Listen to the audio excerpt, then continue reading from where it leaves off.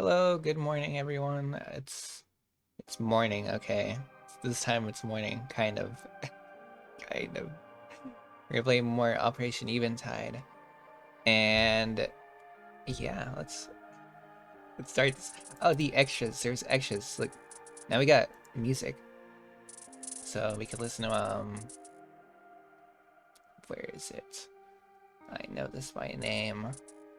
There it is. There you are. And then we got replay mode, which we could go back and see. Like you know. This is where she's sitting on the light like a freak. No. But yeah, we got those now. We're at day 3. Oh, I'm so scared. We got a gallery mode. We got quite a bit in here now. There's so much. So much. I'm so worried. And then extras. There's stuff in extras too. Look at these little. Wait, did I? Okay. I see more up there. I will pretend like I didn't. All right. Let's start the game. I'm so worried.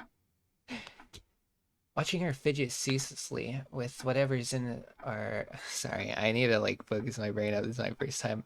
This is my first time reading ever. Um Alright. Gotta get some water. Watching her fidget ceaselessly with whatever is in arm's reach was or as we volley pseudoscience between ourselves has grown far too tiring. I long since have retired with my back to the floor, staring at the ceiling. The downpour, too, hasn't helped let up, and continues to soak Jir into the silent ambience that is constantly interrupted by scribbling, keyboard clicking, or metal cutting. Unable to keep up with the rain, any conversation petered out several minutes ago. In turn, I feel that I don't make snarky remarks in the next 5 lines of dialogue. I'll either fall asleep or grow incredibly self-conscious. The result is mutual, half-hearted attempts at conversation that just peters out miserably shortly after. For instance, that. And just like that, the implication of that noise caused me to finally sit up straight. She's already halfway through disassembling an electric guitar. What the? You best not be using that thing on my body. Don't be so fussy. It's not about the hardware.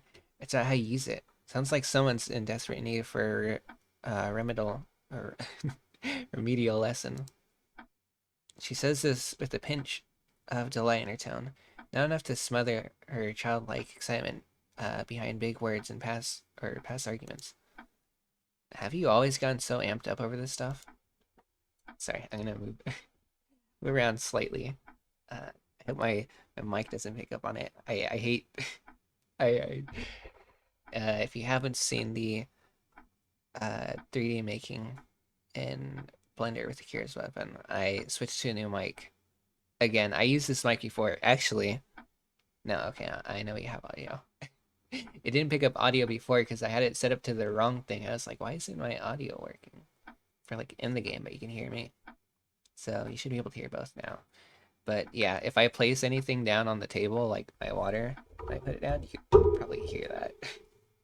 Or if like I smack my knee hard on the desk, you'll probably be able to hear it. And I've been avoiding bouncing my leg up and down. And now my brother messaged me. So I might just cut it here and then we'll return back and it will be like nothing ever happened. Okay. So I'll be back in a bit. Also I have my friend with me today.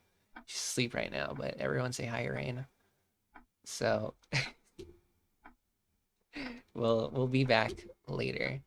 Uh, or I guess right now it'll be back for you, but it'll be back for me later. You know what I mean. Bye. Okay, I'm back now, and I went out to go to 7-Eleven with my brother because it was happy hour. So we got some drinks. What do you call that? Like a slushy. I know what it's called. I just blanked on it. Whatever. We got some of those, and I got like a banana one, and it's pretty good. and I finished it like halfway, like when you were in the store. So, um,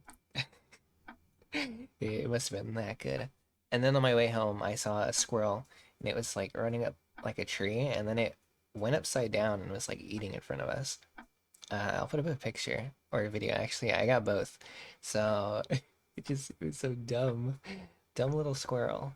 And it dropped a branch. It dropped a branch, and it not like a big branch, but like one of those like kind of thin ones. But still, it like jumped to another thing, and it jumped when it jumped off of it. It like dropped down like right over me, and I quickly moved. It was trying to take me out. It almost dropped the whole fucking branch on me. Evil ass squirrel. But uh, yeah, okay. We're getting back to it. Like there's a little. Uh, all right. Questioning and pondering these things is what allows the interim to be fulfilling. So, to put simply, my work is never over. But it has been very nice to be able to share my thoughts with someone lately. Alright, Hikabari. Or is it just because Miriam doesn't really know how to do nothing at all? Then I guess life between you and I will always be full of excitement. Of course. That reminds me, the questionnaire. But hey, seriously, don't let me distract you from your work. Just because I'm staying home today doesn't mean you have to entertain me every second. What are you doing? Miriam is suddenly reminiscent of an old dog. Now, she's struggling to get to her feet, as if she can no longer mask her exhaustion. Are you okay? Of course I am. You see, in dynamics, there's this. She takes to her feet before I get the chance to interject. Well, halfway to her feet before swaying in the air. Seriously, what is wrong with you? I get up and grab her shoulders. Sit down. Despite how warm she is to touch, she shivers while speaking and appears to be terribly cold. Was it people or machines that sacrifice basic hardware functionality for comfort or inconvenience? You're ill. I'm fine, you know, just wobble. A dizzy spell, that's right. Hypothalamic is processing speed on your new body simulations. Let's just not cutting it. Okay, nope, we're done here. You need to sleep, seriously. And in bed this time. No, I need to teach you about Riki curvature before they can. Dumbass, if you were planning on doing anything besides sitting on the floor playing giggle games, we'd be done, or we'd be doing it by now. All right, sorry, there we go. I need to focus up better. Um, I'm getting in my zone right now. Okay, are you ready? Let's save right here.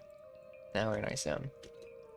But you need food? I'll get you some. Want medicine? You should probably at least drink some water. Stop. I don't want to be dotted on by you.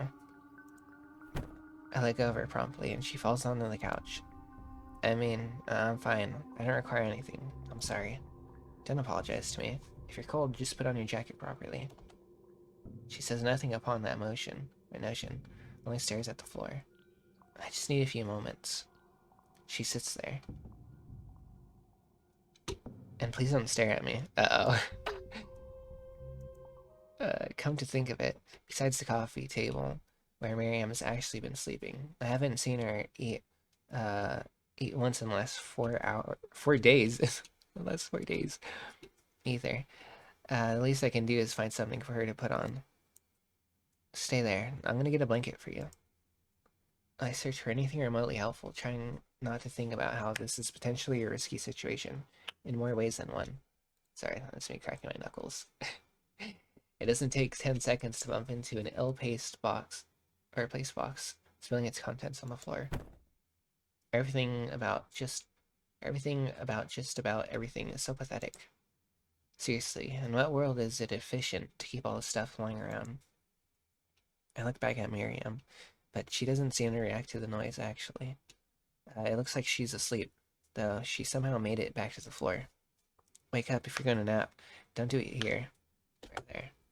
She's out cold. Stupid. If only I helped her clean instead of just sitting around distracting her. She said I should take it easy for my sake, but What good has that done for her? Well, no matter what, who's at fault, I guess I'm on my own for now. It's probably in my best interest to avoid moving things from where she wants them, but I can at least pick up literal garbage so she doesn't trip over anything when she gets up. I started upon that endeavor, straightening the area around her. What if Miriam is dead? Don't say all of that. No, what the fuck? Of course she's not. Okay, good at being stupid. I take to my feet and walk to one end of the room. There's a sudden trepidation upon my independence, swelling my chest. Not because I feel any eyes on me, but the opposite. That immediate gratification for my every word and action from my woman. I am lonely. But acknowledging it won't make it feel better. Won't make it better. After all, it's this situation that's causing me to think strange thoughts. How would Miriam react if I woke her up in some perverted fashion akin to how she treats me? Truthfully, the temptation is there, or rather, to watch her in silent disdain until her awakening as she does. I walk to the other end of my room, or end of the room. If I need something now, I can't call on her that I need anything, but maybe I'm just bored. Out of every foe one can face, boredom is consistently tricky one to surmount. I walk across the room diagonally. How about we think about this inversely? I have been blatantly forsaken by my host, and I left in an incredibly uncomfortable situation in the house in which I was taken in, against my will, mind you. She has made her guest feel helpless. She has given me nothing to occupy my time in my independence. How rude, cruel even. Hey, Miriam, do you know just about how foolish you are? It's only natural that I'm stricken with anxiety now, as the thought that Miriam isn't here for me is... Good God, enough. I kick a bag of trash into the air, then across the room in two intertwined incredible feats of agility to stop myself from clarifying whatever thought was about to pop into my head. It hits a second ill-placed box, which tumbles over. Clearly, I'm the one incapable of functioning on my own. I walk to pick up the mess I've made, and though a deep part of me wishes that clamor would have woken Miriam up, it didn't seem to. Look at this mess. I might as well just be throwing a tantrum now, like a child. As I replace the fallen boxes the best I can, I resolve to return the book she gave me to this morning. That way I'll have more to bitch about when she wakes up. As if it... I have to hiccup. Okay. As if to mock that very meditation. In the next breath, I see something in the corner of my eye that stops me from doing just that. Before that, I can even do a double take. Close my eyes and reject all possibilities of what could be lying there. Yeah, no way. It'd be absolutely ridiculous for me to go through all that micro-mental journey of self-discovery in the last few minutes, just for it to be thrown away by laying my eyes on a single object. On that, of all things. That be buried in Miriam's trash heap. It'd be absurd. Impossible, really. So I open my eyes. Sure enough, laying miserably on the carpet is... What is that doing here? I think it might be more reassuring that the person putting you back together was familiar with you. Quite the contrary. It seems all my functions are freezing over, and I become feverish simultaneously. It's not that I cannot see or feel, it's just whatever I look at, or something else in the room captures my attention, in a strange way, a mirror or maze, or a kaleidoscope. The loneliness ceases to be isolating as I am instantly suffocated by the innumerable objects that surround me. Claustrophobia soaks into my body, as if my steel parts are helpless to defend against it. Because, come to think of it, I've seen that headlamp over here or there before. It's only natural if Miriam isn't from Edenbridge. And that ribbon belongs to me. No way. No way. I'm no angle, no possible route around it. It does being familiar with me bring comfort. Because all those memories, the past that I have been built upon is a primordial wrong, much more than a cyborg could ever be. For no reason that I can, or can the creation of life be enhanced by fragments of my memory, because this ribbon is a symbol of an error or logic self, and I am alone facing it. Discomfort seems to leak out of my five senses and bleed into the room around me. What remains inside my body is black as my fear snares my organs. But still, I have no choice but to renounce my presence here, or having anything to do with it at all. And for that girl sleeping soundly on the floor, she isn't. No, this is. The sound of a phone ringing sounds me back to my sanity. I scramble in search of the area around the noise, soon localizing the phone before raising it to my ear. Celia? Maybe it has to be. Hey, listen to me. Miriam is. Oh my god. So goofy. In the year 20XX, darkness looms wherever you look. Heartbreak. Why? Tragedy. No. Minor inconvenience such as forgetting to bring your coupons to the store. Such a morrow is inevitable. But what else is certain? But the shining light of a lustrous hero protecting the galaxy. And the grip of fire emerged. Dun dun dun dun. Akira. Ika ring ring. Here to see what happening. Call me if you're lonely. Ring ring. Akira. Ring. And now, her best friend Miriam, or Miriam with her reprieve. 1, 2. Take me off your call list. Oh, what? Oh my god, I don't know what I was expecting. I thought Celia was gonna call it back. Oh, what the hell? What are you doing with Miriam's phone? Listening to your goofy ass. God, why would you wait through the entire hook before telling me? Don't ever let me do that again. Copy. I'll kill you. I'll fucking kill you. Also, I'm here, so open the damn door already.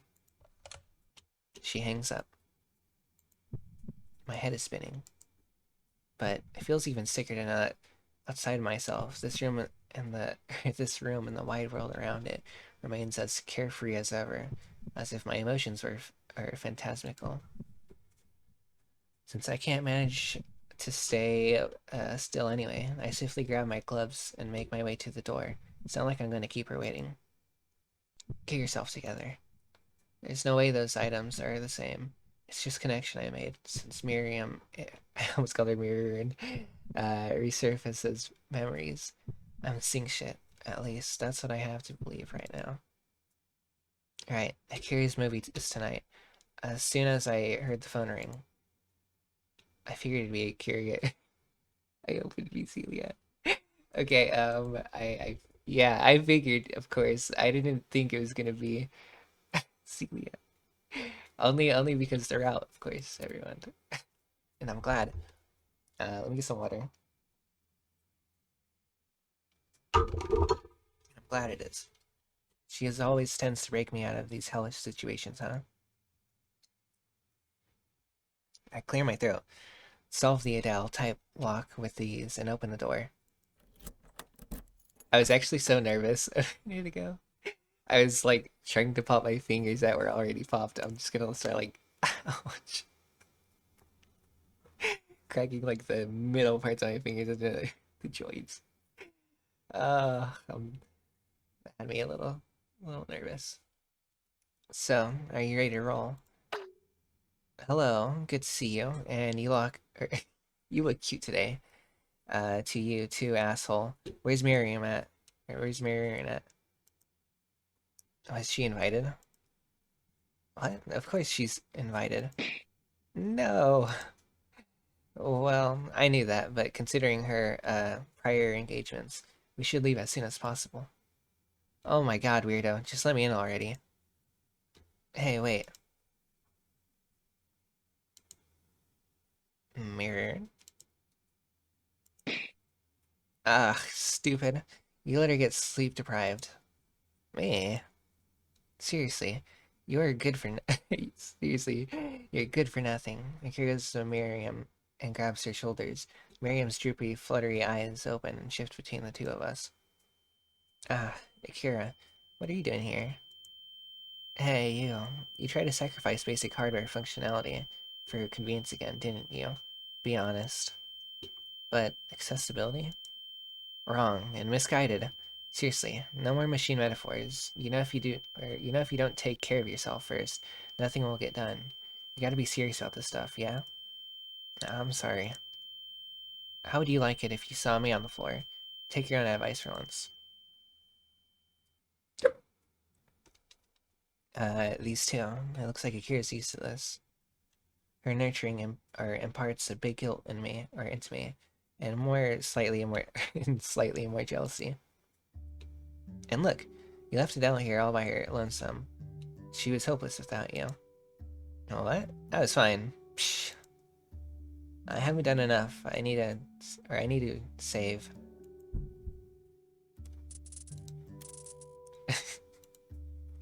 She stops whatever she was about to say as her eyes close again. Listen, you conk out on the floor and your back pain will make you want to die for the next week. True, been there. Here, at least have some water. You're gonna be alright. Akira takes a small bottle out of her bag and offers it to her, but Miriam doesn't even react to her hospitality. This makes me irrationally and insatiably angry. Like, I'd kick her in the stomach if Akira wasn't here. I kneel down with them. Get up. I need to get this pathetic display out of my sight before I become the more unsightly one, so I have no choice. Akira, back up. I'm gonna pick her up and take her to the bed. What? Are you sure? It's fine. I've done it before. Ah, so you guys are physically intimate. No, stop that train of thought. This instant. Sorry? Miriam puts up no real resistance, and though she's limp like a wet rag, she seems to shift to fit into my arms. Up we go. Leg day keeps the chiropractor, why did I say that? Chiropractor away, as the saying apparently goes. Chiropractor. What did I just, I don't even know what I just said. As the saying apparently goes. Adele, wait. She tugs my shirt. I forgot to tell you something. What? Feeling her breath on my neck makes me want to drop her, and yet I seem to involuntarily duck my ear to her mouth instead. If it comes in your throat suddenly, don't panic, just swallow it.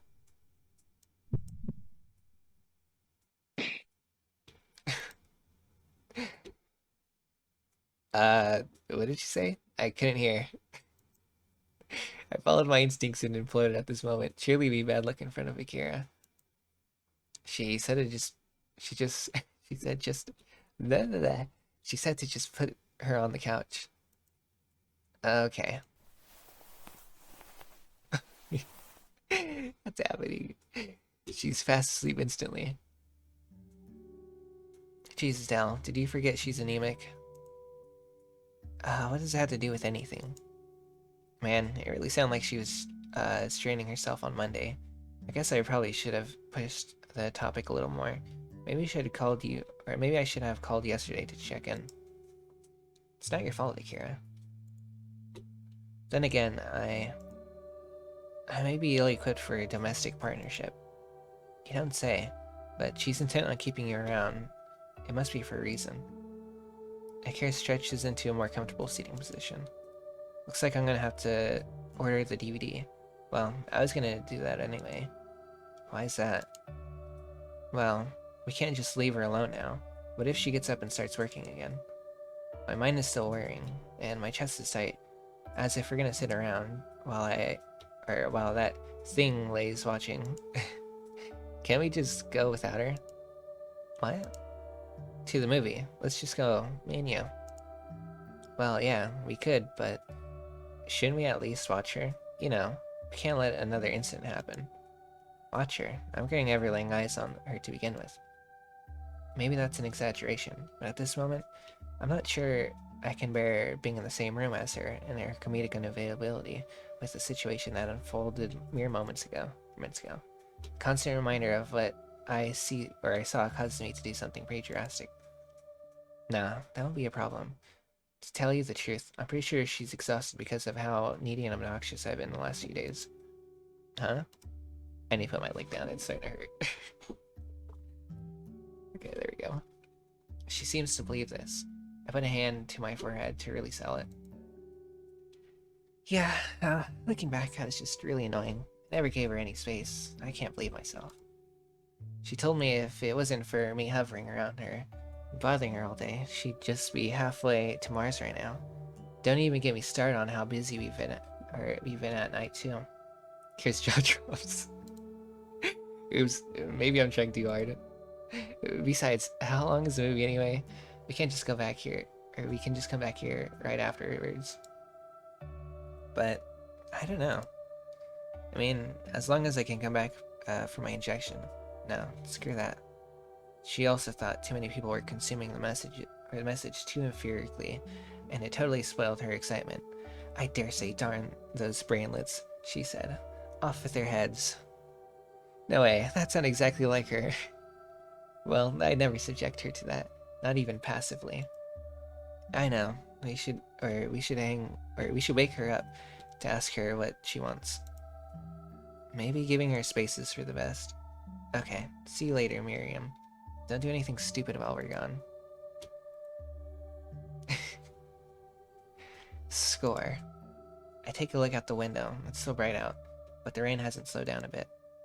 Come to think of it, despite the downpour, Kira is completely dry. I already bought tickets, so we... Oh, what's up? Did you bring an umbrella? It's a decent walk to the theater. Nope. Did you take the bus here or something? I just memorized the bullet pattern of the rain. You're a lunatic. Damn straight. Whatever the case, I can't risk getting water on me. Shit, well, I'm sure I saw I'm sure I saw one at some point when carrying around her stuff. Give me a second. Okay, so is she waterproof? Seriously. You really don't know Miriam after all. Nor can you evade the rain. You're like a little baby compared to me.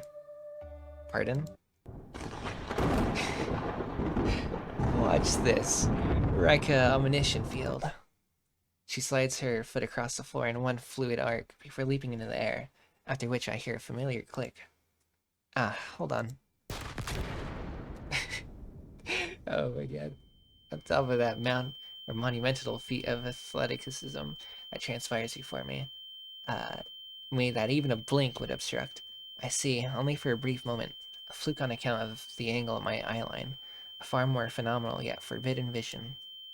But of course, the worry for my friend takes hold of my conscious mind. Akira, are you okay?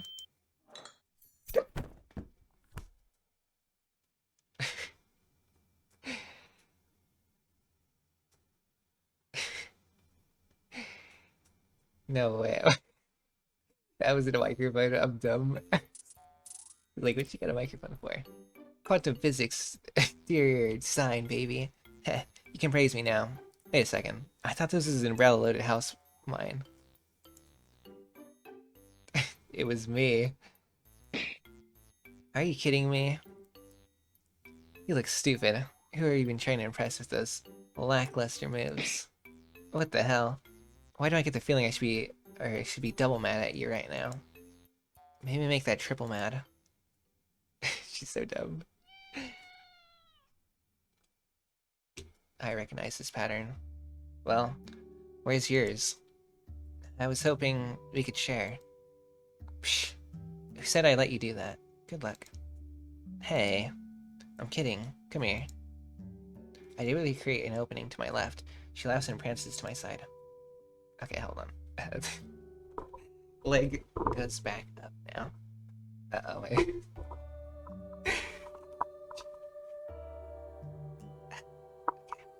Comfortable, I think. Until my leg goes numb in the next 2 minutes, I could feel alright. You're evil. As a illustrious hero, it's my duty to vanquish you, but I'll do it after we watch the movie. Yeah, what a bastard I am. She's not wrong. I'm not innocent of every crime. Perhaps waging the morality of abandoning Miriam isn't the discomfort of my own mind. After seeing something that seeing something that, in retrospect, might be innocent to own, or worse yet, manipulating Akira into leaving her too. But come on, one afternoon won't kill her. After all, the deeper evil plagues every inch of that house, where the air I can breathe causes me to be docile. I put Miriam out of my mind completely.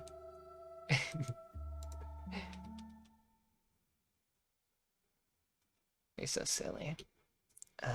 Dal. Okay. Now I feel a little bad for leaving you now. If you saw a blind woman, if you saw a blind old woman by a crosswalk, what would you do? Adele first.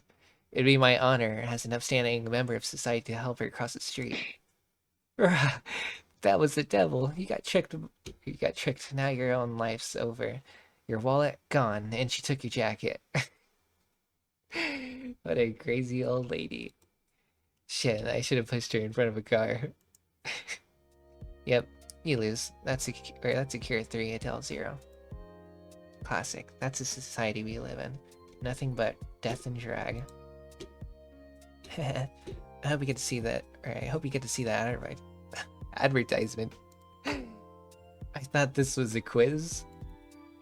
There's still about half an hour until its next showing, so we loiter in the alley as to cover from the ceaseless rain from the time being. I'm glad it's finally raining. Summer's starting to piss me off. Once September comes, I'm like, shut up, you know? I get it. You prefer rain? We could always wait inside. Yeah, no, sun equals no migraines. I don't get to go outside a lot during the day. I never even knew what the outside of that shop over there looked like, but now I kind of wish I didn't. Ow, I don't know if you heard my hand crack. I just give it a nice little pop. If you splash in any puddles and get water on me, I'm pressing charges. What you take me for, kid? I'll splash you just for saying that. You just seem like the type. What type? Indulgent, I guess. Finding beauty in small stuff. I can picture you in my mind putting on an oversized raincoat and a bucket hat and going, "Yay, the rain!" and splashing about in every downpour. Don't ever picture me in your mind again if that's gonna be it's gonna be some weird shit like that. Don't take it the wrong way. I admire you. Huh? It's cute. Well, I don't know. I don't really like that phrase, seeing beauty in the small stuff. I just wish people could I wish people could be a little bit more vulnerable themselves, before making broad assumptions. What do you mean? Well, finding ugly and everything is easy. It's just kind of boring.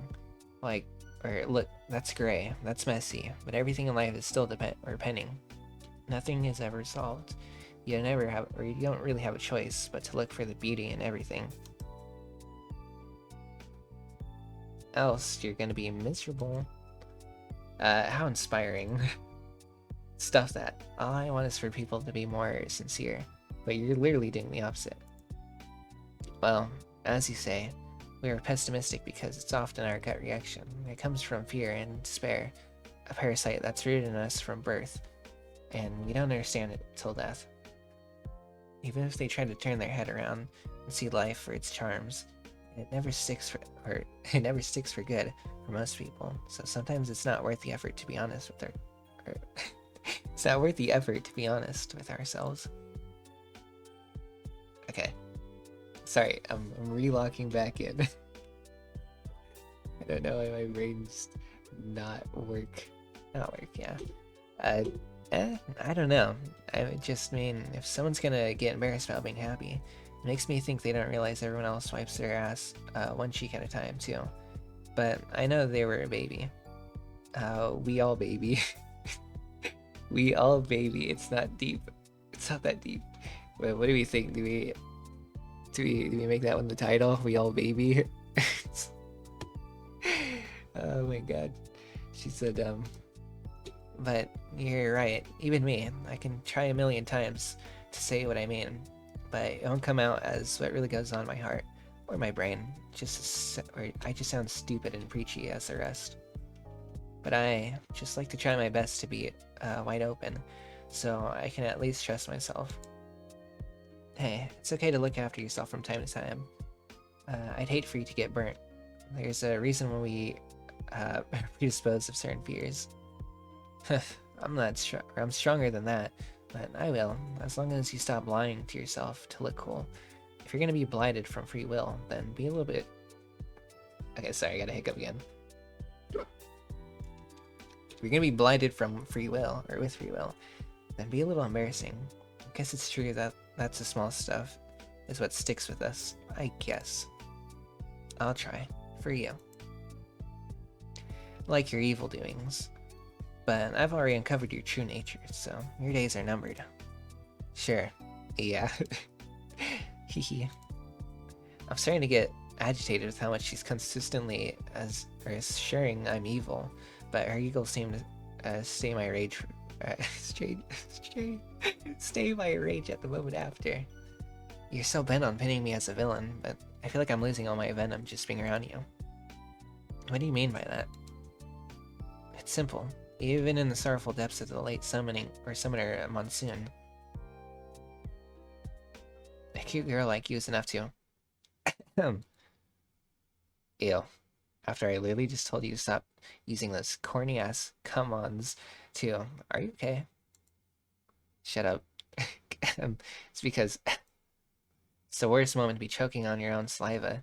Not to mention, I probably look even more like a creep while doing it. Whoa, is this an emergency? She looks like she's ready to put nurturing hands on my forearms, but I step back. Don't touch me. Cough. Ah, here, I'll get you something to drink. She takes off behind me. No, don't. Never mind. I can't drink. Man, what am I even getting so worked up over? My heart's racing. Seriously, am I salivating? That is gross even for me. I put my sleeve to my mouth and wipe an unruly amount of slime away from my lips. Feels like it just smears instead. That's a lot of spit. Hmm? Once I pull my hand away, I realize how stupid I've been to think everything else was going on. Oh. Uh-oh.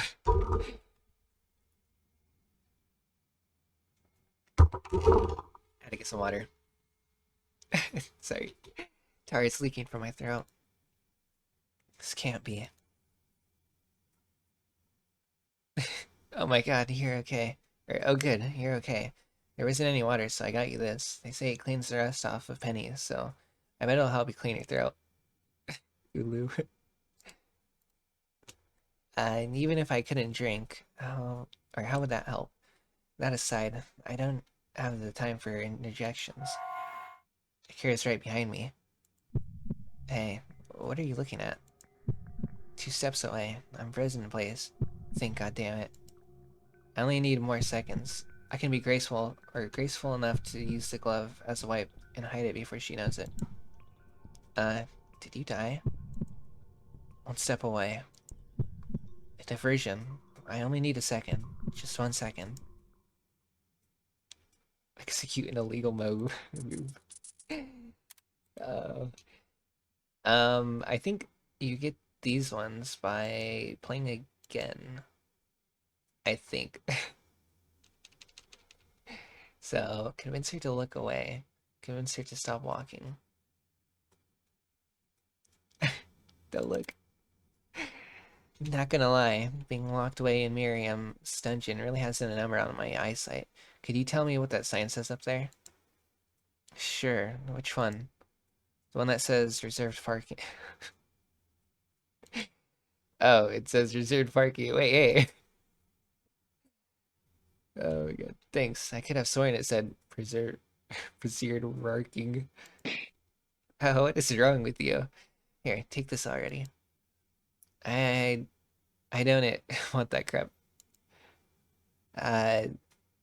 Well, I guess I bought it without asking you first. She looks a little sad. I turn to my reflection in the closest window, My face is clear of any obstructions. That was way too close for comfort. Or, if the prototype does indeed have a lifespan, that easily, that easily took up a big chunk. Now, I just have to come up with a reason why I only took one of my gloves off.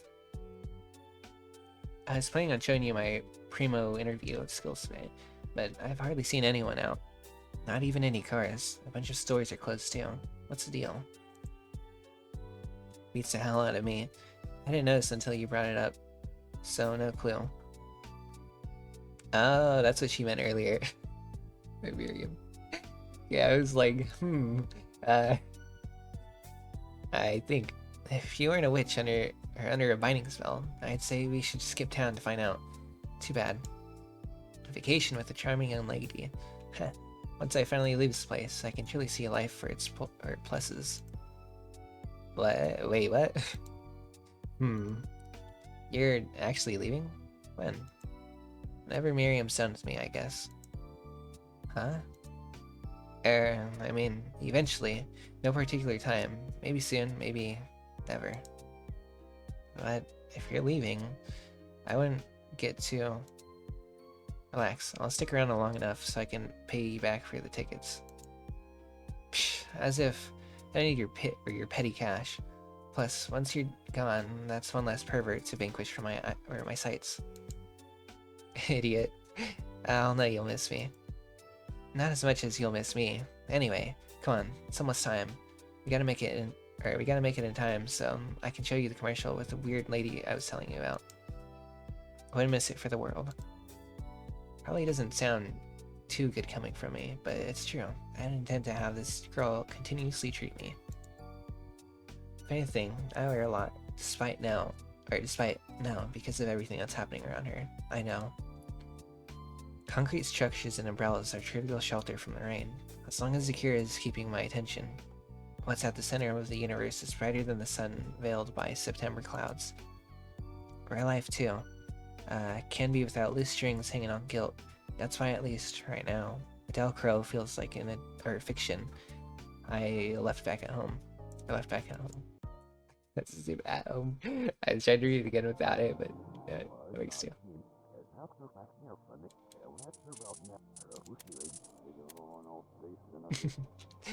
In the year 20XX, in a redacted city. What a generous depiction. This is redacted city about 100 years of air pollution. There you go. Shh, it's starting. I'll steal the Gemerald, and no one can stop me. What the hell? That's such an illogical move. Where's the story even going? Stop commenting. You act like we're not watching the same thing. I'm starting to think we're not. Whoa. Who was that guy who just did that 3-point flip to avoid that bullet? Why would he resort to that? Who even is this guy? Just step out of the way if you want to dodge. Dal, shut up. It's an action movie. You're not supposed to think about that stuff that much. Are we watching The Matrix? What? Then what are we watching it for? So we don't have to think about it. Makes enough sense. Are you gonna talk through the whole movie? Sorry. I'll shut up now. It's about time we part ways. Brother, I'll be the damage. You be the control. Well, no. What? This isn't what happened in the novella. This is an outrage. This means they are cutting this guy's whole arc. Oh, so now you get to make the remarks. Mine is justified. This is an outrage. Whatever you say. Watch your tongue, kid. Heh. Or someone might come and rip it out. These one-liners are agonizing. Nobody talks like this in real life. I wonder what this is referencing. If it is, it says you. Madam, you wound me. Oh my god, I don't think he's gonna make it. He's had to be underwater for at least 15 minutes at this point. How is he still alive? You missed it because you were talking. He said he went through 10 years of rigorous training for this mission. No training would get you that far. I won't let you go or I won't let you go off the grid for 2 years without me. Take me with you. Why and how is she in love with him? All he's done was be a jackass all movie. Because he tanked that 60-floor fall into the car that was on fire. Duh. Gotta say, surviving fatal damage is kind of a green flag. It is? I mean, I'd easily live that too. I'd take like 80 floors to kill me. Probably closer to 90 if you're being realistic. Yeah, I'd survive it too. Too bad I don't talk exclusively in shitty quips or else I'd be drowning in bitches. Oh my god, are you so stupid? I need to screenshot that. She's so funny. You're such a little brat. I couldn't have done it without you, brother. Credits roll. Damn, I didn't understand any of that. What? Pretty fun though. Let's get out of here.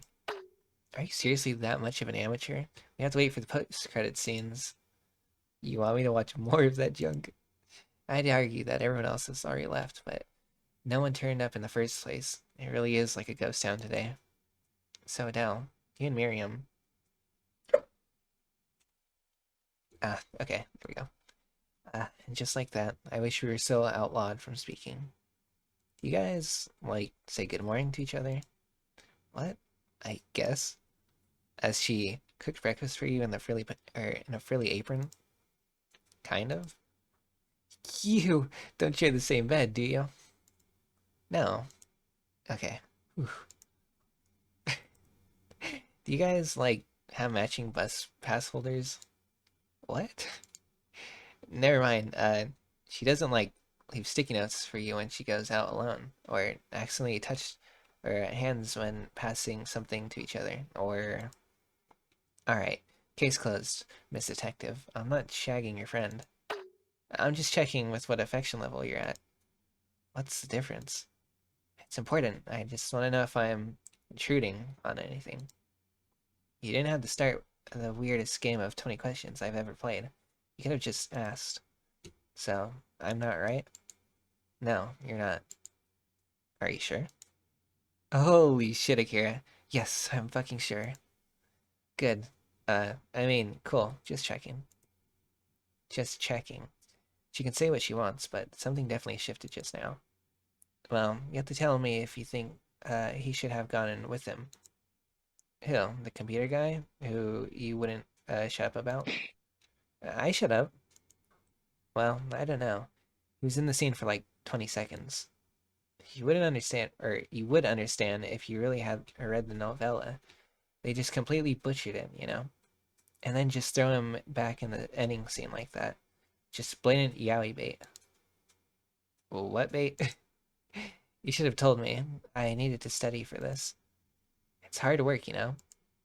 Yeah, from what you and Miriam have said, being a fucking nerd takes a lot of dedication. Not what I meant. Well, sounds like this outing of ours was a huge fail. Sorry about that. No, I had so much fun. I just really like complaining about stuff I watch, okay? I mean, come on. He unironically used a sledgehammer. Everyone knows that. He was born underneath the War Axe Star. They could have let me direct this movie, and I would have done it 700 times better. She pouts into her knees. Is she really getting butthurt over this? It was so obvious that he was gonna use the sledgehammer, though. I literally predicted in my mind. No, you didn't. Totally did. No, you didn't. You ever heard of the literary rule?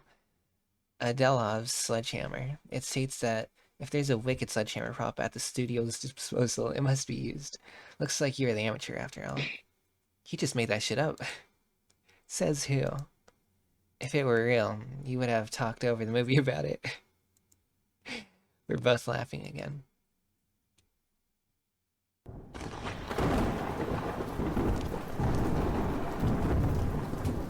Vacation Town. Series was never praised for the coherence of its design. Until just a few years ago. It's been reviled, relieved by its neighbors. The pitiful black sheep, misunderstood after tragedy befell upon it less than a decade ago. but it's always been beautiful to see, or beautiful to the Valkyrie, because in no other place on Earth was she welcomed, if only barely, into a home. Since then, she'd seen the patched-up classic architecture from the original province make way to the ignorant era, and concerned buildings and roads spread like ink stains from a child's painting.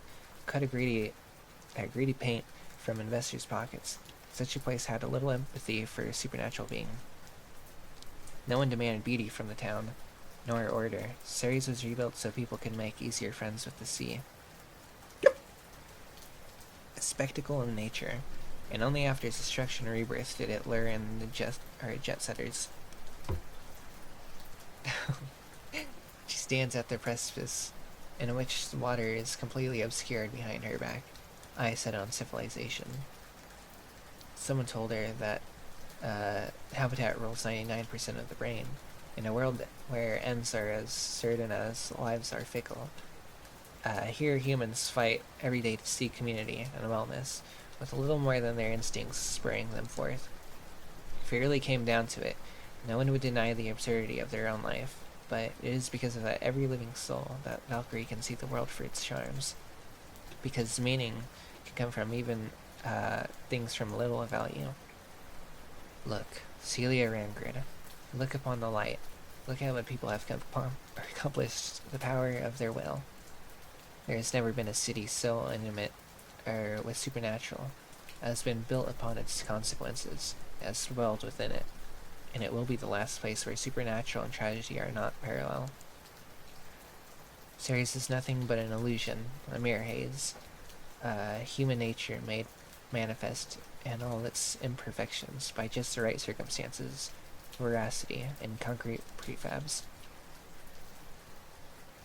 So in no other place, the Valkyrie resolves would she bring terror down like a rain, and wash away with what their flesh and bone have instilled with them.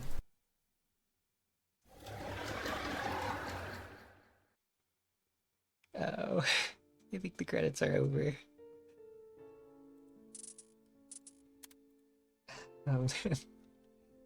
I think the credits are over.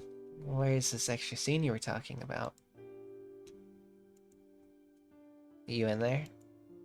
I really, thanks, I guess. I'm happy we could hang out again. I'm gonna get so sad. No, don't do this to me. Same. I'm glad I had an excuse to get out of the house. So, I've always gotten angry and accused you of being a bad person, but there's something I haven't been honest about. I turned to her, trying not to jump to conclusions, but she's buried her face in her knees. I need to drink water. I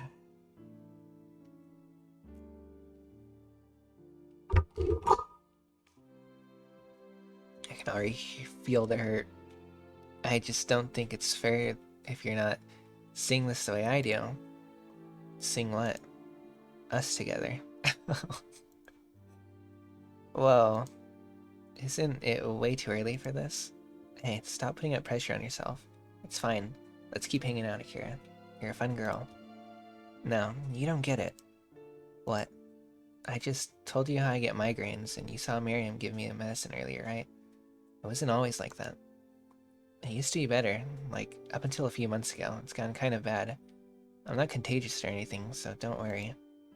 It's this thing where I have too much metal in my blood. It's kind of hard to explain. I just may go away someday. I think it'll happen pretty soon, to be honest. So it just doesn't seem fair, especially when I can't even feel my legs some days. I don't want to waste your time. I don't want to have to say goodbye to you. And I especially don't want to put pressure on you, or you to be nice to me just because it's just that, you know? I'm having fun. I can't promise I'll be a good friend or anything. I guess I don't know. I like you so.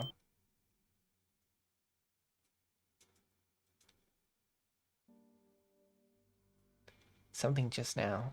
What was that?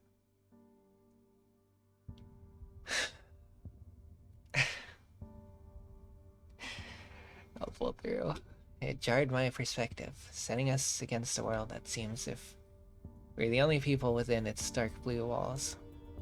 Even past the impossible circumstances of me standing here. We both seem suddenly and starkly out of place. That feeling alone doesn't stir me yet. I don't really know what you think of me, but also, I think if I really told you what I was like, you probably wouldn't want to be around me. No, you'd hate me for sure. Something is... I don't want to say too much. I mean, I don't really know what kind of person you are either. We just kind of met, and I'm like really happy around you. Something is wrong. Like, you're the only one who doesn't look at me like everyone else does. Evil is coming. A sixth sense drumming on my ribcage. Is my soul warning me of its approach? Akira, what is it? So, if we can still keep in touch and see each other every day, or every now and then, when I can, that feels like all I can ask for. It is creeping in. I can feel it widening, a fissure. My companion isn't aware of it. She isn't even looking at me.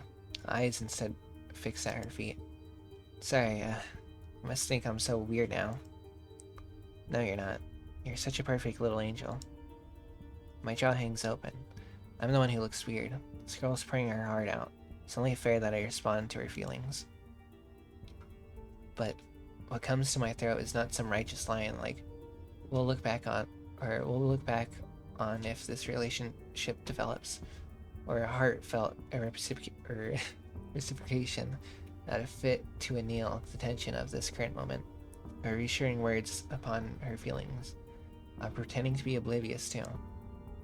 Even if only a whisper, it is a dormant volcano erupting.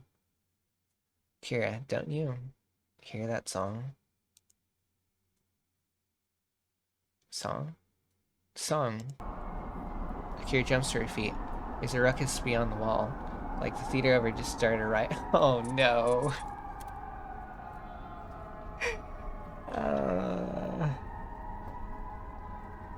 It's going so bad. And she just turns to me, a bang outside, an explosion, followed by a blaring alarm. No, this can't. Why? In this array of sounds I can no longer identify surround us. The room begins to shake, as if people are running around outside. Despite it, I'm frozen in place. My brain is overheating. It's the strangest thing, as if something is telling me I belong right here, or rather, it feels like there's a target right on my back. Suddenly, it comes to me. This is Polaris. Adele, listen to me. You need to get out of here right now. She grabs with my hands, which prompts me to tear them away, ripping me out of my daze. Something really bad is happening, so you need to run far away. I'll be fine. Just go. No, this can't. Don't touch me. And as all my panic anchors into the vision before our faces, it drowns out everything Akira is trying to warn me of. Adele, go. But she doesn't let go, just continues to yell, beating on my chest, pushing me with our tangled hands. I'm so sorry, Adele. You gotta go right now. Huh? Her eyes shoot down to my right hand. Stop. I pull away over and over again. Every time Akira retakes my hands and starts squeezing them, the absurdity of why I'm holding on to my humility at this moment doesn't occur to me. And just as her fingers press into the crevice of a metallic joint, sinking my heart, death itself arrives.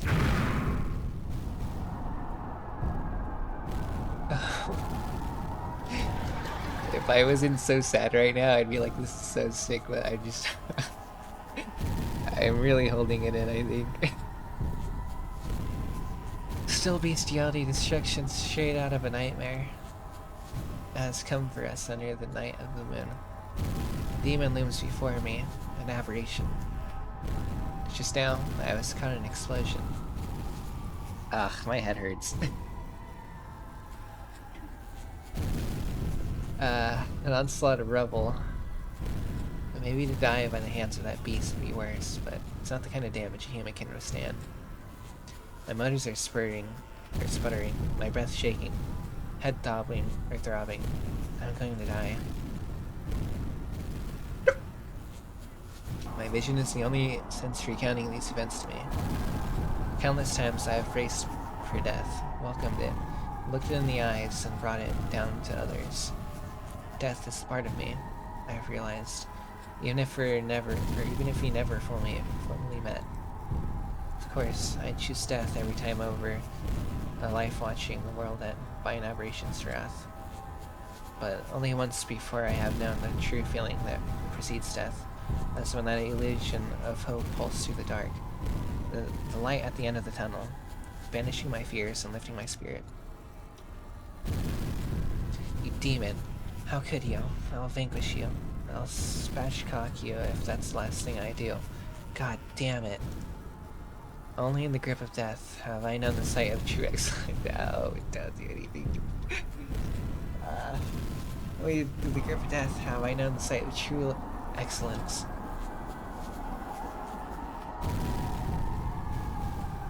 Excellence has pink hair and red horns. She has smooth, muscle-toned skin and a black pharaoh. The devil wields the double saber, as if it were an extension of her very soul, as she stares at the aberration down. The Arbiter turns to lock eyes with me. Somehow she's the one who's been made bashful, as if a goddess would ever have anything to be embarrassed about. This is much like my human refusal to relinquish my deep-rooted fear. My metallic bones have broken off and are spread, letting the story I've weaved to protect myself lie like shattered glass, joining the rubble around me. My heart exposed to the air. It should never reach, witness my childhood dreams in bloom. Because Arbiters are not scary. They aren't monsters.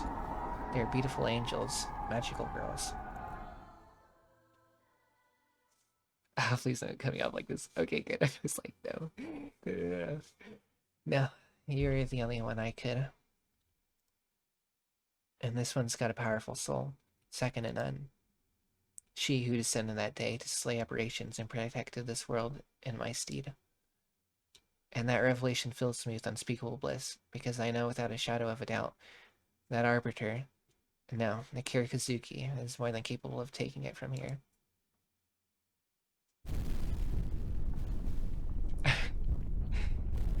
You can't put this picture in the background and not make me expect you not to worry.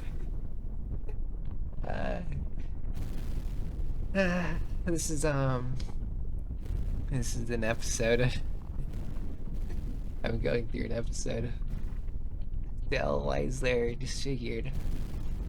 But it doesn't quite make the cut of what I'd expect someone who just got caught in the heart and of an explosion to look like.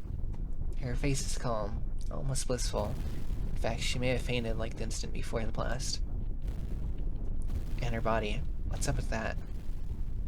Looks like what you'd find underneath the car hood, but if you put a soap mold of a woman. And even as a bunch of ceiling tiles crash down on her limp body, crushing her instantly, Dell sleeps in peace. So Dell is, well, was an android? Not exactly the truth of events I was expecting, but checked some suspicious boxes, seeing how she mysteriously appeared at Miriam's house. Anyway, I don't really have time to sort through this revelation. The two impossible events in front of me. I can't afford to process the Robo-Lady plot twist later.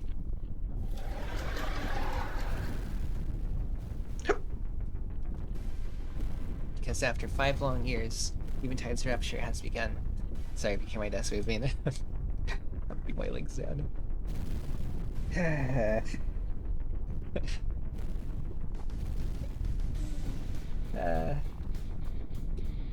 Because after 5 long years, Eventide's rapture has begun.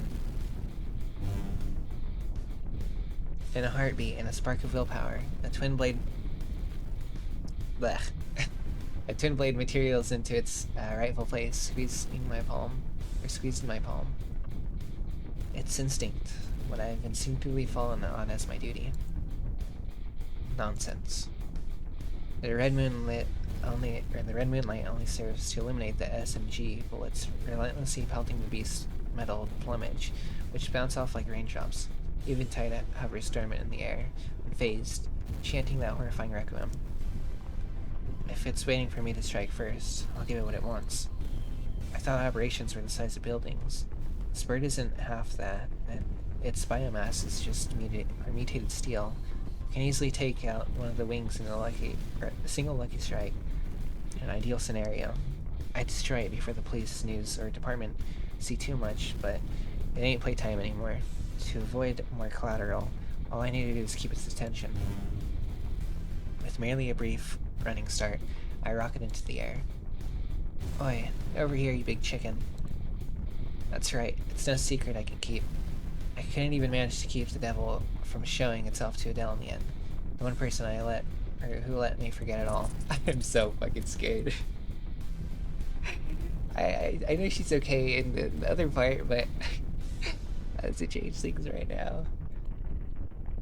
I'm an Arbiter, and tonight's the night I break the cycle for good. Eventide swipes its black serrated wing to deflect my attack, as if brushing me off, sending me plummeting. I'm not some rodent pigeon. I carelessly lance the twin blade at the beast. It shrieks and suddenly changes the course to swoop down at me. I parry the sharp beak within the same instant I spawn another blade.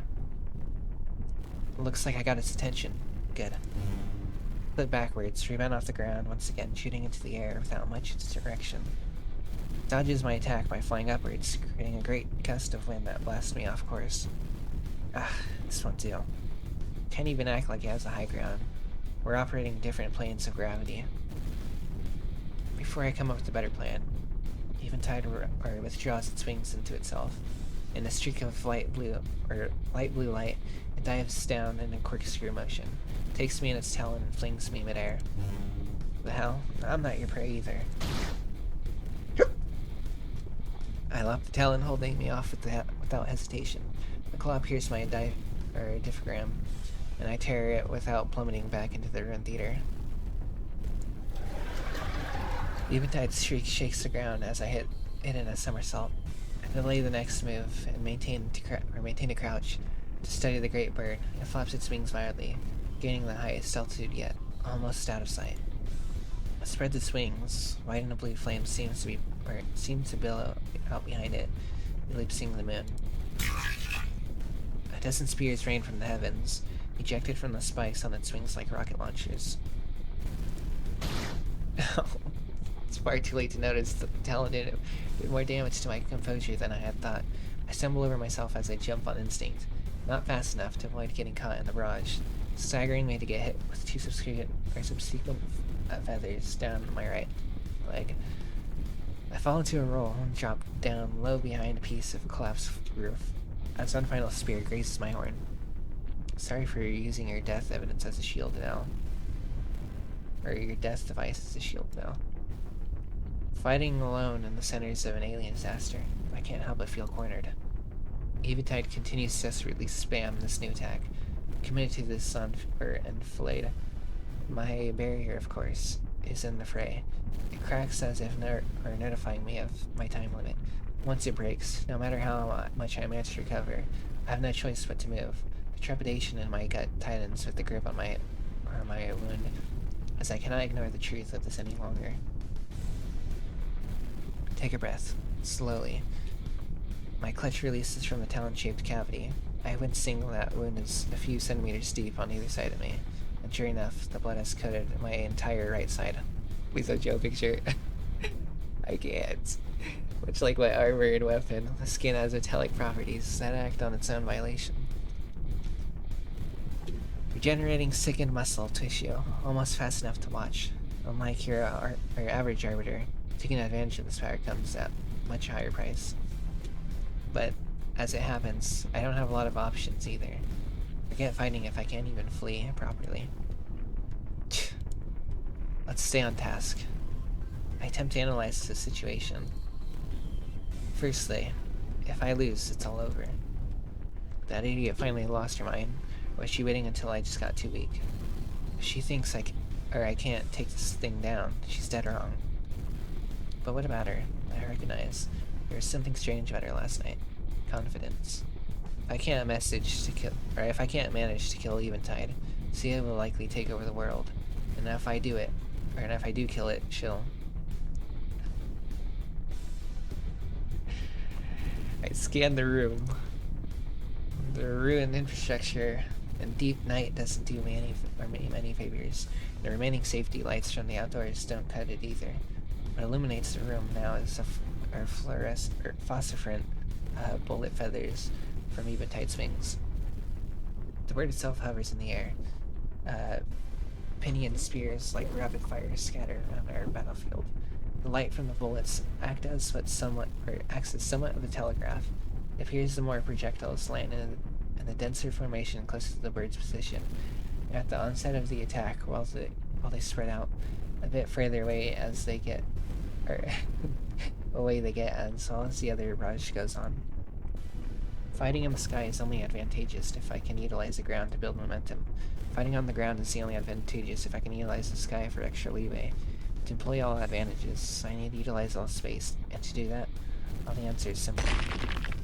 Ceiling tile shatters.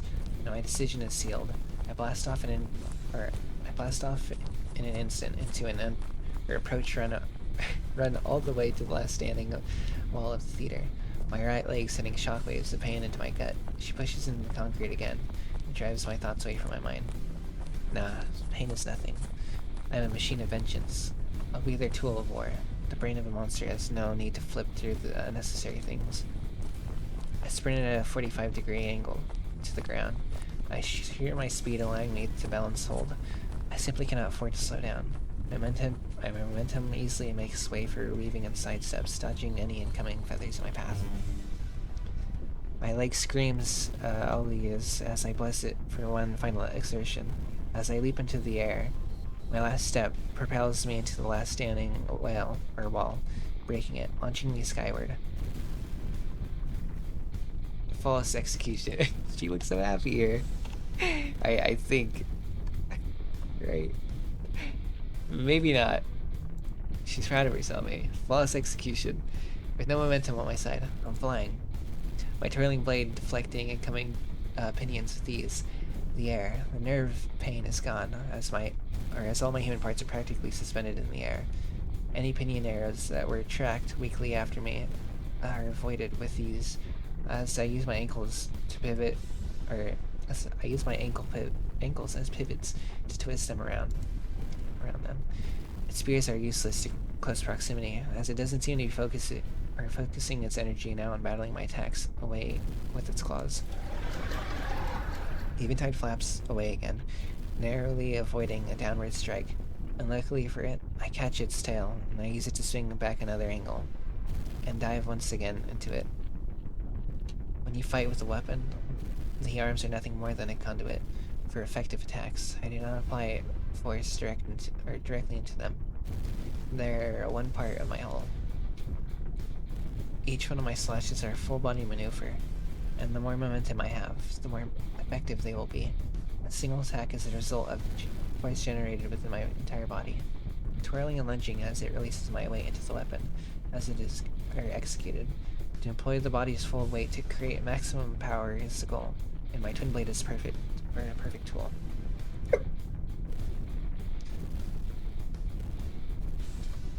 Sorry, I'm gonna stretch. Actually, I'll be right back. I have to get something. I gotta get something from outside. I'll be right back. Okay, I'm back. I had to quickly get a package out the door. I was told a while ago to get it, but I was too locked in to actually want to get it, but I didn't want to take it, so I'm back. I'm having such a hard time with this. Not in a bad way. It's giving a bad way on me. It hurts. Alright, in the precipice of my motion, I move like rushing water, capable of blocking impact that comes my way, shifting directions and positions my offense however I please. I have full body control, and breakneck speed to employ my assault. But never could I have imagined the pure bliss, that feeling as satisfying the sensation of cutting through metal or mutated steel again and again. It's hypnotizing, liberating. This is what I was made for. She's happy. I'm getting nervous now. I've been nervous this whole time, actually. I get scared. The beast flounders there, unable to cope with the notion of its own body fleeing utilized as trapeze, something like that, of its own demise, as an arbiter tears its limb from limb. The sound of death rings out in my ears. My vision goes black. It's over as quick as it began. Or is it? Don't say that. Don't say that. What am I looking at, huh? How long has it been? 5 years. No, not years, not decades, not even time. You're thinking like a human. The night you became an arbiter, my child, it's the moment you belonged in this world. What? After an eternity of darkness, I snap out of a dream.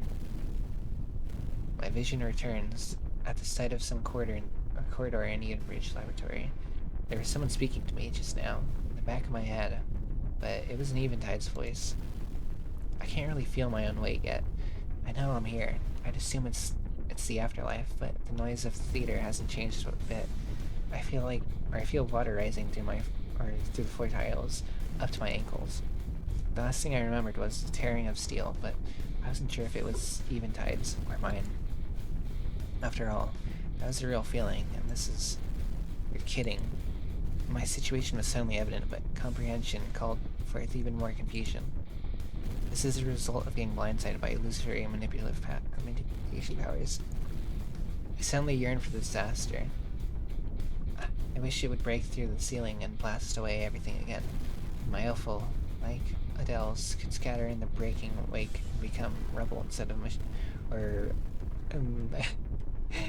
machinations that convinced my mind I was here. But of course, as this realm is contempt of even my nightmares, Eventide isn't coming back. My fight with it has stalled out. Instead, I'm dealing with an enemy, an Arbiter's abilities. Can we stay on the goddamn task? I don't have time for this shit. I need to be saving the world right now. After all, that's the human thing to do, right? I keep wading deeper in the illusion, as an act of my own violation. With every wary step, I felt the urge to turn back. To where? Doesn't matter. If I want to get out, I have to move. Move. Get out. Escape. As I drag my feet from the door to door, desperately searching for respite, I suddenly remember the fire exit that was miraculously left open, and I wonder if the water's seeping through from there. That's the best chance at brute forcing myself out of here. But I realize much too late that the more I crawl towards the hatch, the more convinced of this illusion I go. This is tricky. My pulse hastens, and the water only seems to rise faster with my heartbeat drumming out of my chest. At least I know I'm still alive. Just as I'm deciding what to do next, something stirs in the water on my six as I crane my neck towards where I first arrived. I know then that I'm not alone. I freeze no instinct as I lock eyes with a monster, much too big for this corridor staring me down. The water rises past my waistline. Still, I can't look away from its face that it cracks and splits, revealing sharp metal teeth. A smile, as burn red, full of vigor and reflecting mine. They're dead. A face that greets me, even though I've never seen it with my own eyes. I recognize it right away. Ed Jukusi Atlas Sega Rosen. Wait, this is Celia? Hold on. Let's keep going. Before we're making assumptions. Though that was her name. Its gaping head of mutated steel beams a voice directly into my mind. A language I understand. Come closer, child. I want to see you. What are you doing? Running around getting your heart broken. Giving your body away. No warmth even comes close to this. That's all you want, after all. It's love. But it doesn't have to be that way. You don't know me. But I do. You are me. You came from my belly, and therein you will return. Even if no one understands you, I do. And that's enough. You're just trying to control me. You're just trying to eat me. All my love. I start speaking inexplicable phrases, dear or near involuntarily, but I can't help spilling my soul for this beast. Even my body is being broken down for you, Atlas. I don't get anything in return. And what's so bad about me getting fed. I refuse this torment. I resist retribution, as a human should have the ability to choose. Though, I suppose demons don't share that right. My senses, right, or sight, hearing, touch, have been overwhelmed by this phantasm of Atlas. It has yet grabbed hold of my conscience. If I can reject the hallucination, it'll go away. But as soon as I turn on my heel to escape the trip, I trip over myself and hit my head on a muscly membrane. All of a sudden, the air around me is sweltering, my body warped into its mouth. Yes, but you've already relinquished your soul. After the first time, it's not so easy. You lose yourself. It's harder to control, but you want it more. But how kind of illusion is this? Its oral cavity is too narrow to move, let alone resummon my twin blade. Synthetic biomass in my armor begins to thaw, peeling off my body as it clings to the walls of the Hydra's gums, inhibiting my insane struggle. The viscidity of its maw, like a hot glue, throttles all of my strength at once. As if draining what's left of my hope of escape too. The light peeking in between its metal teeth grows scarcer by the second, while the massive tongue urges me down Alice's throat. Give me life to my weakness, or give me life to fill my weakness. Well, inside me, cast your troubles away. A little distracting. It's so close. Cast your troubles away. On this broken nights, harvest my strength from me. Even from inside the esophagus, the chaos from the theater, the earthquake, screaming, gunfire and sirens ooze instinctively into my mind as my ears are forced against the walls of this Peristylis Purgatorio. Purgatory. Yeah. If this is how this is gonna be, then the only way I can go down is, or the only way I can go is down. I'll return to the belly of this beast, and I'll tear my way back into reality from there. But God, I've got to get out of here fast. How many lives have already been lost as I'm being bested by an illusion? You look down to see the people outside, but you can never join them. After all, it feels so good to see we get set free in our little domain. If it didn't, then how come you keep coming back for more? Shut up. My throat seizes as I try to yell in refusal. The massive muscles around me contracted and squeezed in tandem with mine as I'm impelled down the shaft. The vibration of the beast's micro motions resound through my whole body, and the bile that cascades to the side coats my body and flicks onto my tongue. The same saliva soaking my flesh and gray matter falls down in my throat, while gagging just tenses up my gut. Shrinking my form which makes me slip every downward. Just then, with a splash, I suddenly sink rapidly, plunging into a dark corrosive. It hurts, Mother. Get me out of here. I'll do anything, so just end it already. I won't play your game. Please hurry. Please hurry. My membrane liquidates, and the stomach acids fizzle my metal attachments off. Once the epidermis melts away, it doesn't sting the fleshy underlayer. All I can feel now is the bubbles of my own fat dissolving from my bones. My human instinct wants this so badly to be painful, but it's like I'm being cradled to sleep instead. I'm still breathing. My lungs and heart have been relinquished to Atlas. However, my life continues to exist. Every piece of me that is necessary to suffice my survival is in the process of being digested. Why doesn't it hurt? Because I am an Arbiter. As long as it exists, I exist for it to defile my body. It can live without me, but I cannot live without it. It's just like the ABC during the routine extractions. My soul darkens around me, floating in the nanofluid, urging me to fall asunder. What is an Arbiter? A liquid has mollified my brain as well, inhibiting any synapse from connecting. All my defenses have fallen away from me, so like a rondo, it seeps back in. That recurring nightmare. I loved you, so how could you swallow me? You were so beautiful, so how come you abandoned me with that expression of scorn? You were my friend, so why did you hurt me? Why did you turn into a monster? Oh no. Okay, yeah.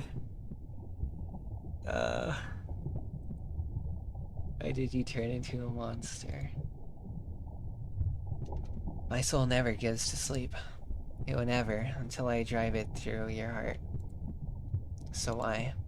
What are you doing here? Why are you here with me, when nothing else but my atlases? How come I can still hear your voice, feel your warmth, when nothing is left of me, or nothing of me is left? Why? No. No. This liquid only be comforting if I didn't know what it was, so why can't I get it up yet? Why can't I get up yet? If I don't get out of here now, I'll never be free from this curse. Okay, hold on, I'm putting my leg back up. Alright, it's time to read better. Yeah, here we go. I won't lose, so how come I'm letting myself get digested? I can feel the arms that will themselves to paddle me to the surface of Atlas gut biome. It takes all I have left in me, but only in a second. I'm gasping for air as my face reaches the surface. It's black. The only source of light is the glow of my red horns, and their faint reflection off the bubbling surface of his stomach acid. Instinctively, I turn to catch a glimpse.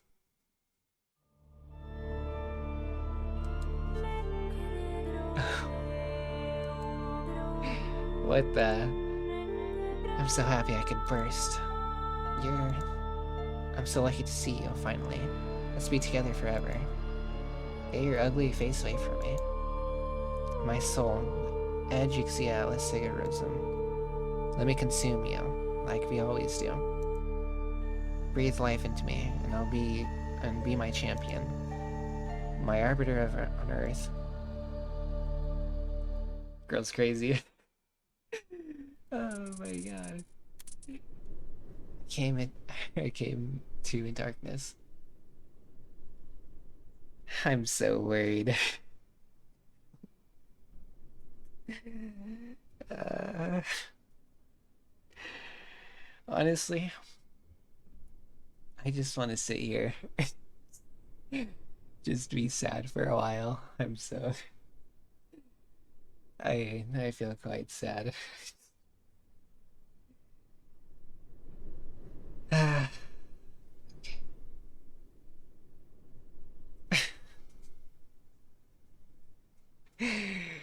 Please end this already.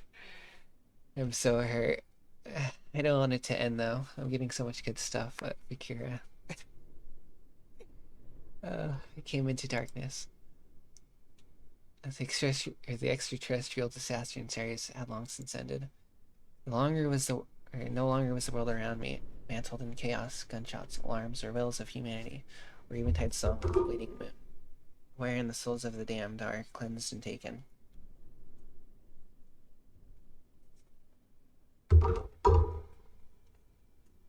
Silence was ruled now, with distant police sirens and lifting black smoke. Amidst my voiceless screaming in the interdimensional agony, there was no guilt in the dark chambers of my heart, as I shakily rose to my feet and faded to the shadows of the ruined city. I've molted and paid what I owe. My holy command on this rotten earth. That is the way of the Arbiter.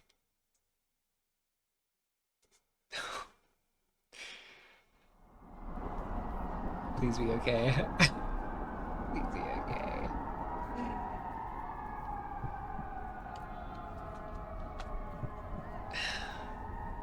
Oh.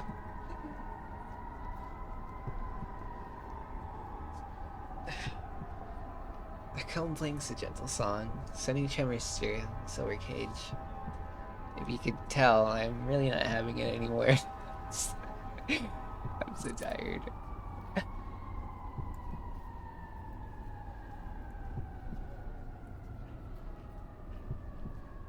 Ugh, my head hurts so bad. Not from playing or anything, I'm just... It feels a little suffocating in here, doesn't it? Just a little suffocating. It's so hot in my room. It's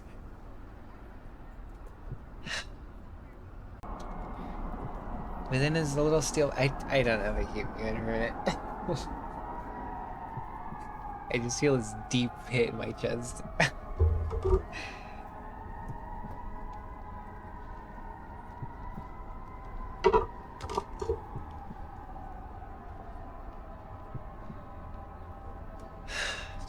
just a little longer. If that's that's as much. Please, I don't want this to end like.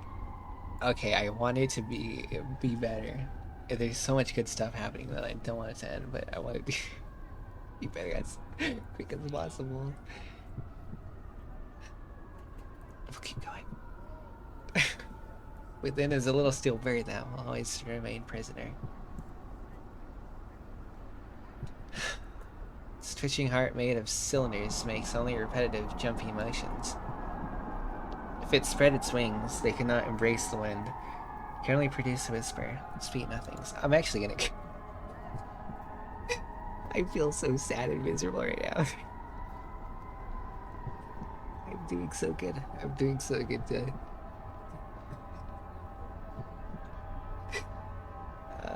I'm so sorry.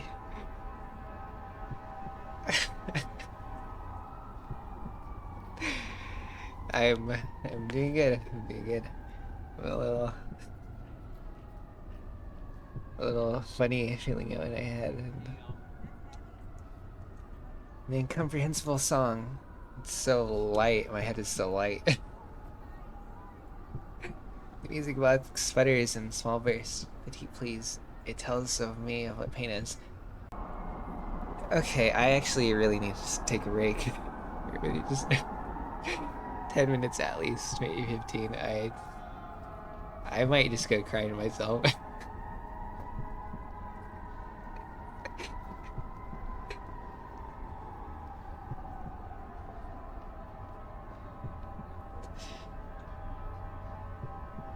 I'm sorry. I'm sorry. I'm getting really lightheaded. I'll be back soon in a bit. Okay, I don't really feel that much better. How much at all? I spent like maybe like 15 minutes. I just need to know what happens. I can't just lay it off. The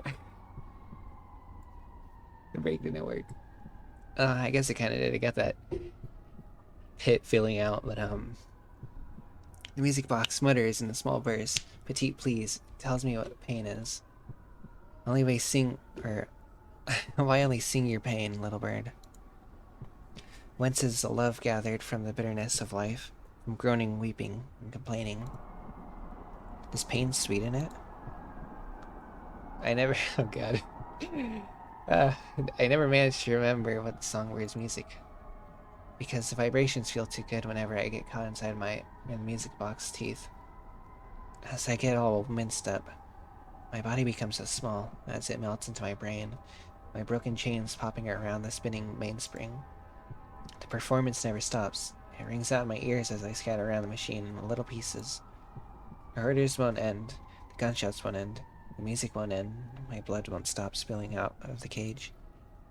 All I want is for my soul to thaw into putty, so we can be together again.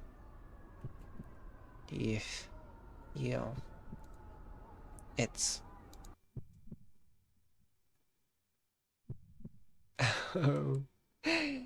Oh. Wait a second.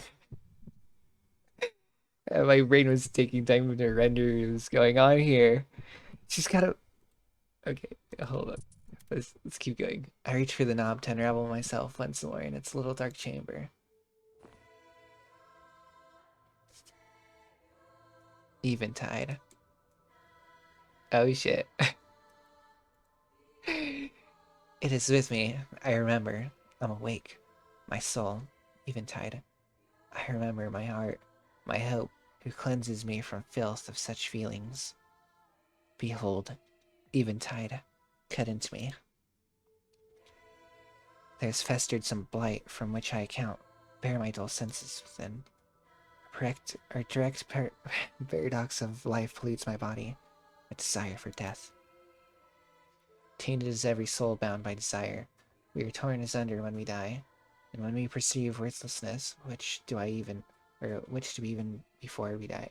Which we do even before we die?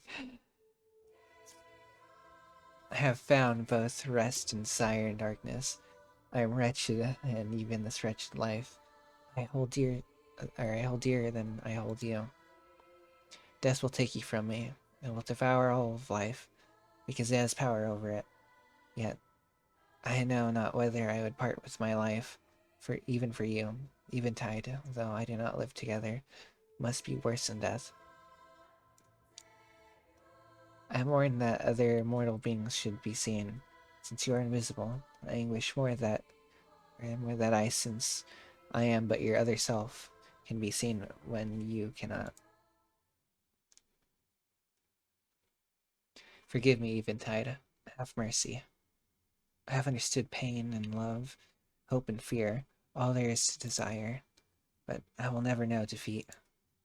I bear a torn and bleeding soul, but no matter how far I will into the darkness, this little bird will never spread my wings, lest he shall wholly die, whom I love so much.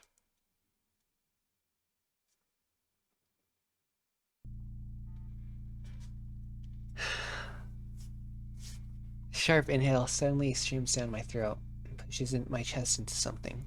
There's a pressure in my stomach, but everything else is numb. I was hanging my head, but it felt weightless. I must be lying on my stomach.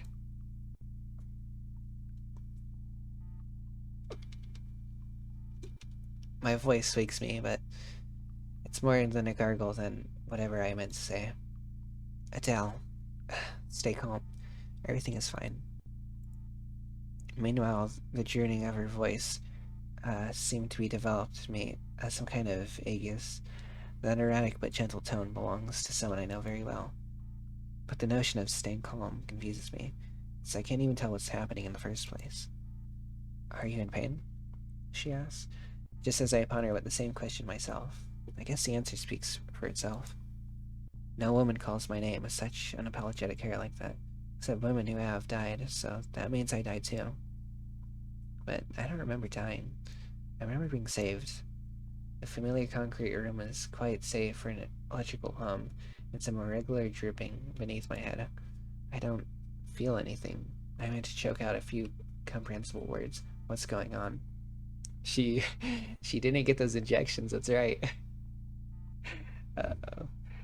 Okay, so I think this is happening after. Well, yeah, that's what it seems like. Let's see. I'm so nervous. Nothing. Just fixing some of the damages from the explosion. To be honest, you're lucky to be alive.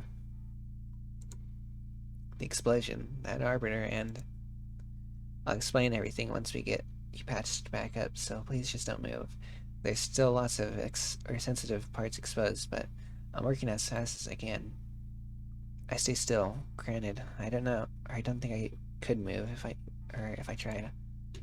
Come to think of it, I don't even remember evacuating, let alone being taken back here. And yet, I gather, he saved me. Hardly yet. Though if you really want to give credit where it's due, thank the remote shutdown feature for preserving your local data. The durability of the hardware. Alright, let's see what's going on here. She is spitting the oil stuff out. Okay. Thank you for healing me. What? I'm grateful, for keeping me alive. I should have said that a lot earlier. Sorry, I want to get a good look at this. Poor Adele. Adele. It's really nothing, too. I know you've always been there, taking care of me. I always wondered where you were. I always looked up to the moon to find you, but you've been right here all along. The moon? Will you stay with me in the little steel cage forever? No matter what, Always look after me, please. Eventide. Wait.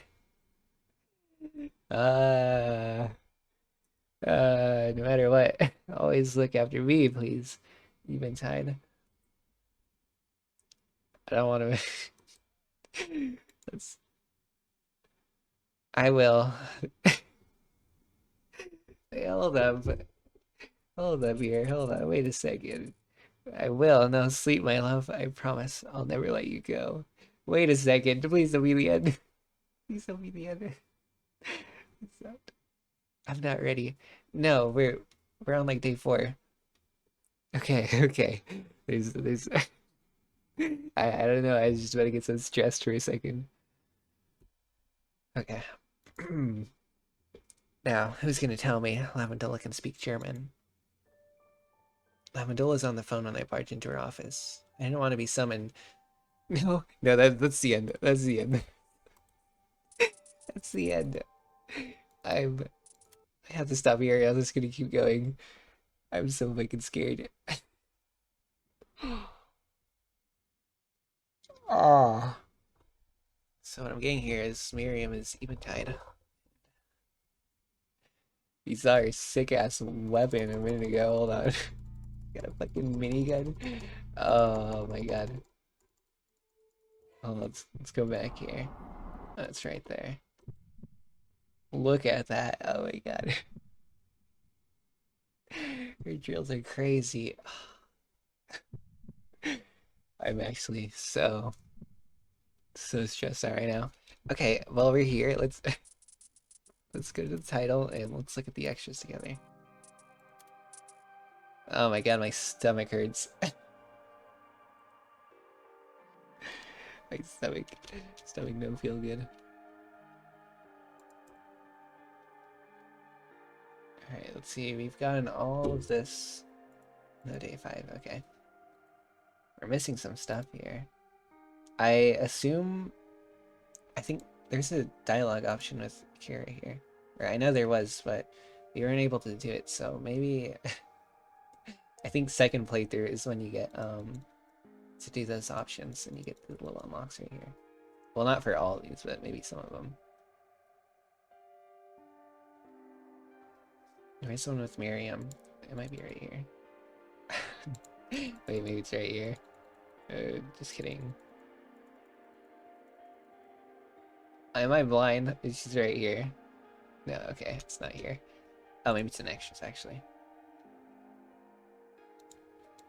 Either way, I'm so stressed. My chest hurts. It hurts. Like this. Did we get everything in here? No, there's still this one missing. I'm like dragging this on because I just I'm so sad.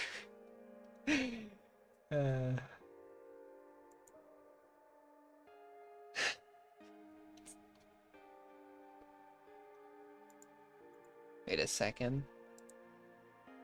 Oh, okay, never mind. It was like hovering over these. It went all so bad here.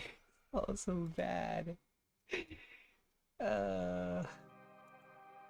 Okay, well, I'll talk about my thoughts for a second. Well, while we're here.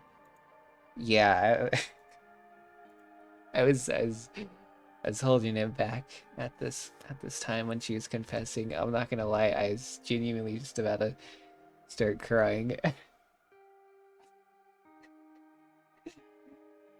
Even now I'm just like I'm like really holding my head together. I want to cry so bad. I like Kara, not today.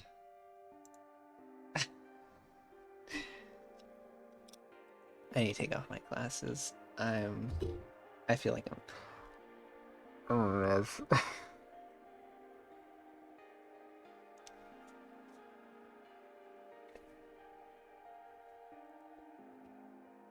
I just don't want to talk. I don't want to talk. You're really crying.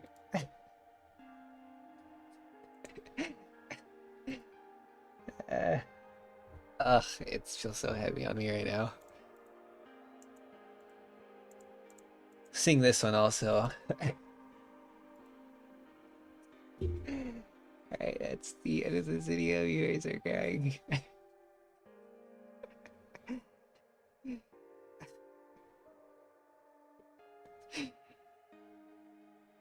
I'm I'm gonna have like a manic episode now.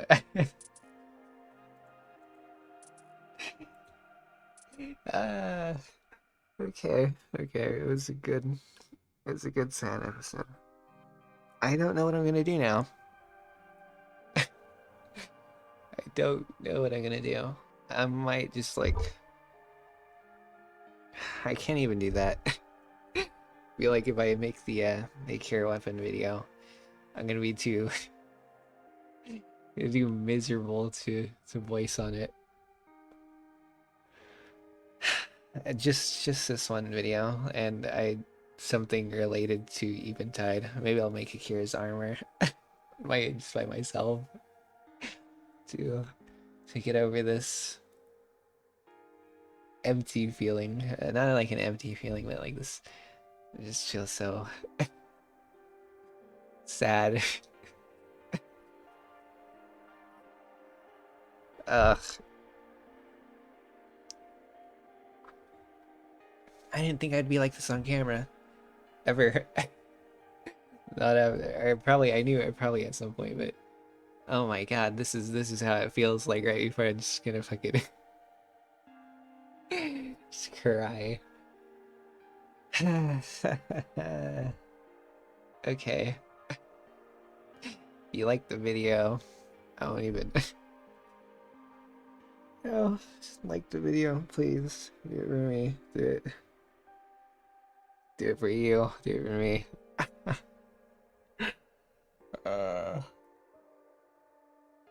I don't want to end it. I just don't want to be alone now. Even though I'm talking to myself, but you're listening. I'm gonna go make her armor by myself. Have a super duper day. Have a super duper night. I'm gonna have a super duper time. For sure. Goodbye. Good night. Good morning. Bye.